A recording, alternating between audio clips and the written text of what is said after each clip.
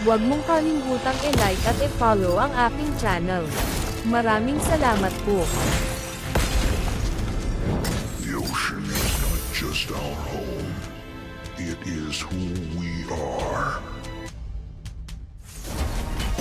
Welcome to Mobile Legends!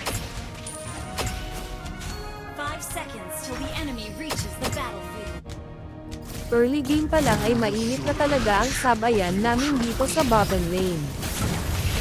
Dahil na rin sa lamang kami sa bilang ay nabigyan namin ng isa yung roamer nila.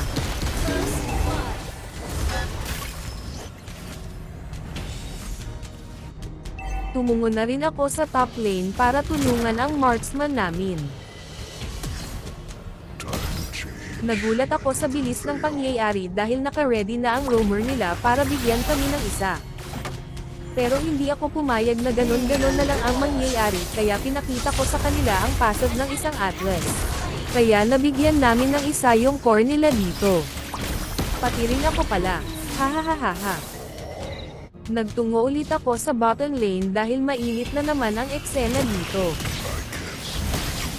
Dahil sa wala ang roamer nila para magbigay ng proteksyon ay na-outplay lang namin sila.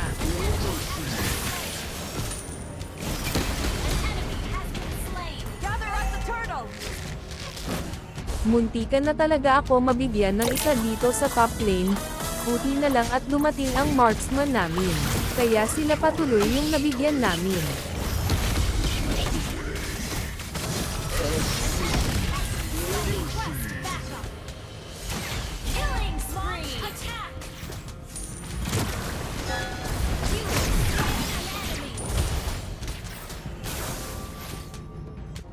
Dahil gusto nilang makabawi sa amin ay gumawa sila ng plano para bigyan kami ng isa. Pero doon sila nagkamali.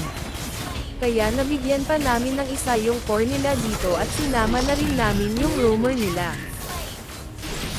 Pero magaling talaga yung marksman ng ka-match up namin dito. At ito ay nakaligtas. Dahil sa galing ng observation hockey ko ay nalaman ko ang plano ng core nila. Kaya pinakitaan ko siya ng malupit kong passive. Sinama ko na rin yung mailap nilang marksman, nagpaalam na rin siya.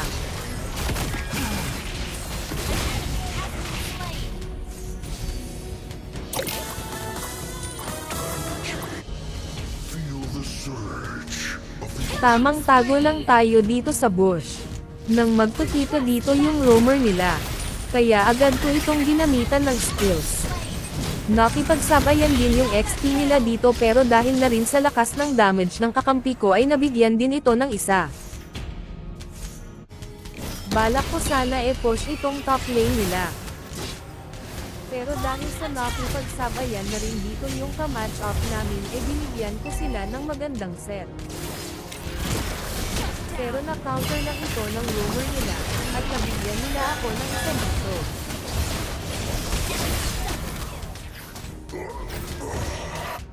Pero sabi nga nila hindi pwedeng walang bawi. Kaya pinakita ko sa kanila ang isang Atlas.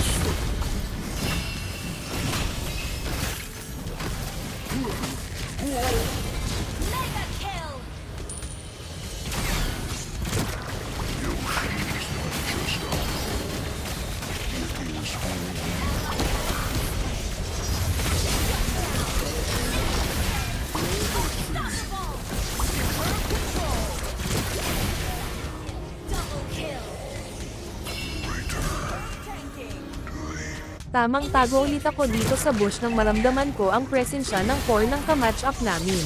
Pero dahil sa lakas ng damage niya ay hindi ko na inabutan ang marksman namin. At nabigyan niya rin ng isa yung core namin dito. Buti na lang at nandito ang mage namin kaya patas lang ang kinalabasan.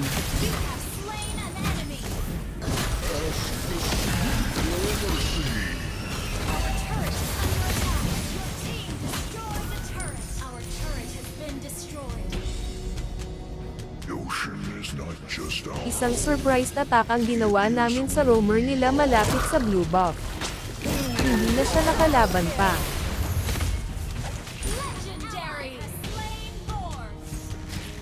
Balak na rin namin dito e-end ang match-up.